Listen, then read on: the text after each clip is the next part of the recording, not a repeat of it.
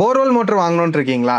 எல்லாரும் ஒன்னொன்னு சொல்லுவாங்க. இந்த மோட்டர் போட்டா கரெக்டா இருக்கும், அந்த மோட்டர் போட்டா கரெக்டா இருக்கும்ட்டு. ஆனா அவங்க யாருக்குமே உங்களோட போர்வெல் பத்தி தெரியவே தெரியாது. இதனாலதான் மோட்டார் ரொம்ப நேரம் ஓடும், கரண்ட் பில்லும் அதிகமாகும். நிறைய கஸ்டமர்ஸ் இந்த 3 விஷயங்களை செக் பண்றதே கிடையாது. இதை மட்டும் செக் பண்ணி வாங்குனீங்கன்னா தப்பான மோட்டரை வாங்கவே மாட்டீங்க. ஃபர்ஸ்ட் விஷயம் பாத்தீங்கன்னா உங்களோட போர்வெல் டெப்த். உங்களோட போர் எவ்வளவு ஆழம் இருக்கு, அந்த போர்ல எவ்வளவு தூரத்துல மோட்டர் மாட்டலாங்கிறது செக் பண்ணிக்கோங்க. நாங்க ரெக்கமெண்ட் பண்றது எப்பவுமே பாத்தீங்கன்னா ஒரு 50 ஃபீட் கேப் விட்டு மாட்டுங்க. நெக்ஸ்ட் பாத்தீங்கன்னா மோட்டாரோட பவர். ஒரு 250 ஃபீட்டுக்குள்ள இருந்தா ஒரு 1 ஹெச்பி மோட்டார் யூஸ் பண்ணுங்க. 250 to 400 வரைக்கும் இருந்தா ஒரு 1.5 ஹெச்பி மோட்டார் யூஸ் பண்ணுங்க. அதே 400 ஃபீட்டுக்கு மேல இருந்துச்சுன்னு வைங்க, டைரக்டா 2 ஹெச்பி மோட்டார் செலக்ட் பண்ணுங்க. மூணாவது விஷயம் பாத்தீங்கன்னா பம்போட ஸ்டேஜ். இதை செலக்ட் பண்றது தான் ஒரு ட்ரிக்கியான விஷயம். பிகாஸ் இது பிராண்ட் டு பிராண்ட் நம்மளுக்கு மாறிக்கிட்டே இருக்கும். பொதுவா உங்க போர்ல எவ்வளவு ஆழத்துல மோட்டர் மாட்டிருக்கீங்க, அது போக உங்க வீடு எத்தனை ஃப்ளோர் இருக்கோ அதை விட அதிக ஷட் ஆஃப் ரேஞ்ச் இருக்கிற பம்போட ஸ்டேஜை நம்ம செலக்ட் பண்றது ஒரு பெஸ்டான சாய்ஸா இருக்கும். இந்த மாதிரி